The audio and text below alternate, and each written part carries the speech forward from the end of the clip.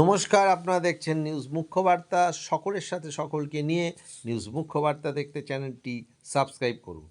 EPS 95 national agitation committee সারা দেশ জুড়ে তাদের লক্ষ লক্ষ পেনশনারদের প্রধান দুটি দাবি নিয়ে দীর্ঘদিন লড়াই করছেন।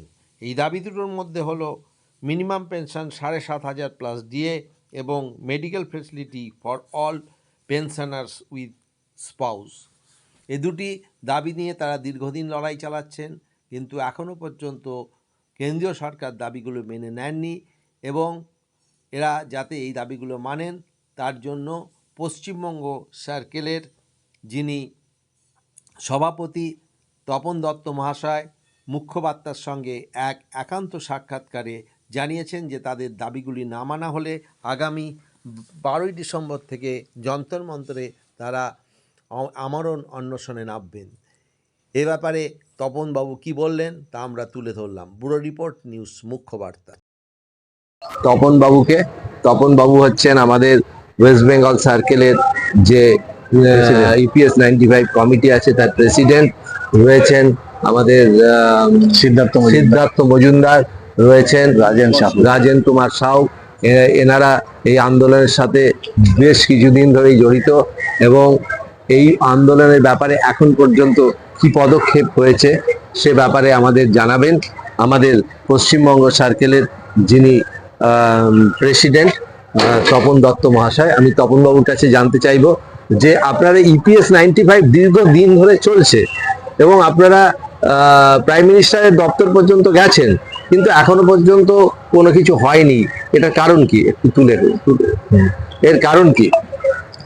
নমস্কার, বিশেষ করে ধন্যবাদ দিচ্ছি মুখ্যবার্তাকে যে উনি এত নিজের সময় বের করে এত মহামূল্য টাইম আমাদেরকে দিয়েছেন আমাদের কথা শোনার জন্যে। আমার সঙ্গে সিদ্ধার্থ মজুমদার বাবু আছেন, রাজেন সাউদা আছেন। তো নারেন্দ্রকে আবার আমি অনেক অনেক ধন্যবাদ। আমাদের এই ইপিএস পেনশনের অ্যাসোসিয়েশনের নাম হলো NAC, national education committee of all India EPS pensioners. Not only West বেঙ্গলে, অল ওভার ইন্ডিয়াতে 27টা স্টেটে আছে, তার সঙ্গে প্রায় 4,000 ডিস্ট্রিক্টে আমাদের এই কমিটি আছে।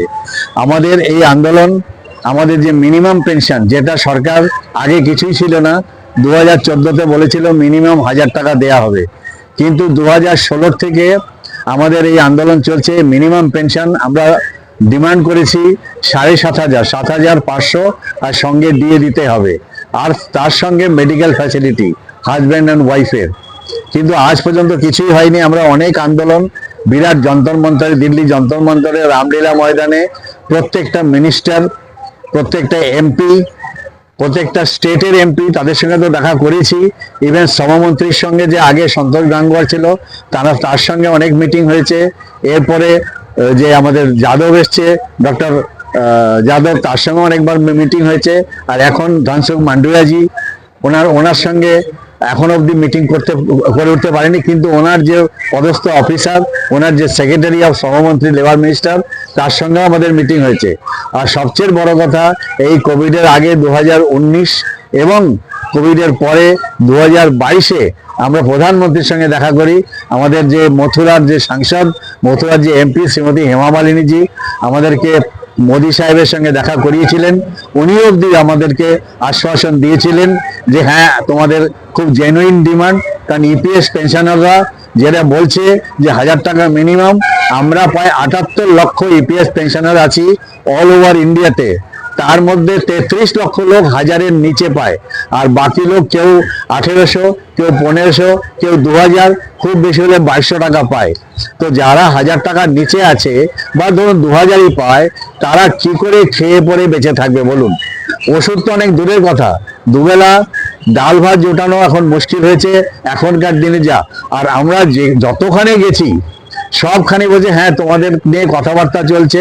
এই কয়েকদিন আগেও দিল্লিতে আমাদের বিরাট বিরাট মিটিং হলো, সিপিএফসির সঙ্গে মিটিং হলো, অ্যাকচুয়ারি কমিটির সঙ্গে মিটিং হলো, এক্সপেন্ডিচার কমিটির সঙ্গে মিটিং হলো, শ্রমমন্ত্রীর সঙ্গে মিটিং। সবাই বলছে বহুত জলদি হয়ে যায়, বহুত জলদি হয়ে যায়।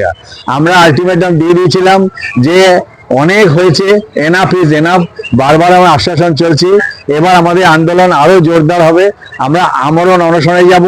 আর এই মহারাষ্ট্র ইলেকশন আছে এবং ইউপিতে 10টা আমাদের বাই ইলেকশন আছে। এই ইলেকশনে যদি তোমরা তার আগে আমাদের কাজ না করো তাহলে কিন্তু আমরা তোমাদের সঙ্গ দেব না। কারণ আমরা এতদিন ধরে তোমাদের কাছে, এই সেন্ট্রাল গভর্নমেন্টের কাছে, মোদী সরকারের কাছে বারবার চেয়ে আসছি। যেরকম লাগছে যেন আমরা ভিক্ষা চাইছি।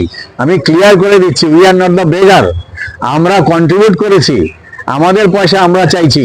আমরা প্রায় কেউ 30 বছর 40 বছর সার্ভিস করেছি, আর সেই সার্ভিস পিরিয়ডে আমরা কন্ট্রিবিউট করি যেভাবে সরকার বলেছে। সরকার বলেছে প্রথম 5,000-এর উপরে 8.33% কাটবে, তো আমরা 417 টাকা করে দিয়েছি। এরপরে 2007-এ বললো যে না 5,000-এ হচ্ছে না, 6,500-এর উপরে 8.33% কাটবো, তখন আমরা 541 টাকা করে আমরা দিয়েছি। এরপরে 2014-তে এসে বললাম তাও হচ্ছে না, আমরা এটা 15,000-এর উপরে কাটবো 8.33%, 1250। এখনো যারা প্রায় 6.5 কোটি লক্ষ চাকরি করছে তারা 1250 করে দিচ্ছে। আমরাও দিয়ে এসছি। আমাদের পয়সা কোথায় গেল? আমাদের পয়সা হিসাব কেন পাই না? আমাদের পয়সা থেকেই যা ইন্টারেস্ট তোমরা কামিয়েছো, যা কামাচ্ছ, তাদের উপরে আমরা পেনশন চাইছি। কারণ সরকার এটা 16 নভেম্বর 1995-এ হয়েছিল। এর আগে একটা ফ্যামিলি পেনশন ছিল, সেটাকে স্ক্র্যাপ করে এই ইপিএস 95 আনা হলো। আর সরকার আমাদেরকে কথা দিয়েছিল, গ্যারান্টি দিয়েছিল যে এটাতে তোমরা কন্ট্রিবিউট করো, সরকারি পেনশন থেকে তোমাদের পেনশন ভালো হবে। এই সরকারি পেনশন বলুন, তার থেকে ওপিএস যারা ছিল তারা তো ভালো পেতই, তারপরে যারা এনপিএস এর থ্রুতে এখন ইউপিএস পাচ্ছে, ইউনিফাইড পেনশন স্কিম, তারাও আমাদের থেকে ভালো পাচ্ছে। সেন্ট্রাল গভর্নমেন্ট, স্টেট গভর্নমেন্ট সবাই সবার রিভিউ হচ্ছে, কিন্তু আমাদের আজ পর্যন্ত, আজকেই 30 বছর হতে চললো, কোনো রিভিউ হচ্ছে না। যেটা 95-এ হয়েছিল সেটাই এখনো চলছে, কিন্তু মন্ত্রী আসছে, মন্ত্রী যাচ্ছে। একজন মন্ত্রী 4টে-5টা করে পেনশন আছে, তারপরে সুবিধা আছে। আমাদের কি আছে? আমাদের প্রতি মাসে আমরা প্রায় 2,000 লোক আমরা হারাচ্ছি। কোভিডে তো হারিয়েছি, আমাদের ছেড়ে চলে যাচ্ছে এই আন্দোলন করতে করতে। আমাদের খালি আশ্বাসন দিয়ে যাচ্ছে, খালি আশা দিয়ে যাচ্ছে, হ্যাঁ হয়ে যাবে, হয়ে যাবে, হয়ে যায়গা, আবি হয়ে যায়, আবি হয়ে যায়গা। কিন্তু আমরা আর ওয়েট করতে পারছি না। আমাদের কাছে সময়ও নেই, আর বেশি হাতে কারো সময় নেই, সবাই মৃত্যুপথ যাত্রী। তো আমরা এখন ভেবেই রেখেছি যে মরতা ক্যা নেই করতা, বলে সবাই বলে, সেটাই আমরা এখন দিল্লিতে এই 12 তারিখ থেকে, 12 ডিসেম্বর থেকে দিল্লিতে যন্তর মন্তরে আমরা আমরণ অনশনে বসবো। তাই সরকারকে এখন চেতাবনী দিয়ে যাচ্ছি, যদি আমাদের এই ডিসেম্বরের আগে আমাদের এই মিনিমাম পেনশন 7,500 সঙ্গে দিয়ে আর মেডিকেল ফেসিলিটি না হয়, তাহলে সরকারকে ভুগতে হবে। এতগুলো আমাদের মৃত্যুর জিম্মেদারি সরকারকে নিতে হবে, কারণ এইভাবে আর বাঁচতে পারছি না। যে বলে যে আমাদের এখন পিঠ থেকে গেছে। তো সুতরাং আমরা এখন আমরণ অনশনে বসে আছি দিল্লিতে এই ডিসেম্বরের 12 তারিখ থেকে। 12, 13, 14, 15 যতদিন আমরা ওই যন্তর মন্তর থেকে, ওখান থেকে যাত্রা শুরু করব, রামলীলা ময়দান থেকে যাত্রা শুরু করব, আর পার্লামেন্ট ভবন অব্দি যাব। তাই সমস্ত এমপি যাদের সঙ্গে আমরা দেখা করেছি তাদেরকে সবাই আমাদেরকে আশ্বাসন দিয়েছে।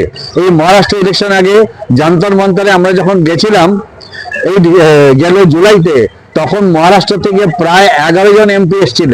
সবাই বলছে যে আপকা কাম হয়ে যায়গা, ये इलेक्शन का पहले हो जाएगा। কিন্তু আজকে মহারাষ্ট্রে ইলেকশন চলছে, আজকে 20 নভেম্বর। যদি এই নভেম্বরের ভেতরে, মানে ডিসেম্বরের আগে যদি না হয়, তাহলে আমরা ডিসেম্বর থেকে আমরণ অনশনে যাচ্ছি। আর সরকারকে এটাও বলে রাখছি, আমাদের যদি কিছু হয়, আমাদের মৃত্যুর কারণ কিন্তু সরকার থাকবে। এই সরকারকে ভুগতে হবে। এই সরকারকে আমরা অনেক সাহায্য করেছি, অনেক হেল্প করেছি। সরকার খুব ভালো ভালো কাজ করছে, আমি জানি। যখন বলবে যে অনেক কিছু বড় বড় কাজ হচ্ছে, কিন্তু এটাও তো বড় কাজ। যে বলে যে জ্যেষ্ঠ ভালো, শ্রেষ্ঠ ভালো। আজকে আমরা আমাদের শ্রম দান করেছি, আমরা আমাদের কন্ট্রিবিউশন দান করেছি, তার পরিপ্রেক্ষিতে আমরা আমাদের পেনশন চাইছি।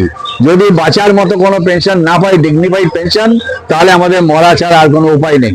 তাই সরকারকে বারবার বলছি যাতে আমাদের দিকটা একটু সহানুভূতিভাবে দেখে সরকার, নাহলে এই সরকারকে সবাই বলবে কোনো সহানুভূতি নেই এই সরকারের বুড়োদের উপরে, বৃদ্ধদের উপরে। আর আমাদের আগামী 24 তারিখ এই সানডেতে ব্যান্ডেলে যে ইয়ে আছে ডানলপ ফ্যাক্টরি আছে তার সেকেন্ড গেটে বিরাট পথসভা হবে, সেখানে আপনাদের সবাইকে আহ্বান করছি, সেখানে আসুন ওয়েস্ট বেঙ্গলের। আর দিল্লিতে সবাই আসুন, দিল্লির যন্তর মন্তরে 11, 12, 13 আমরা থাকবো ওখানে। ধন্যবাদ, নমস্কার।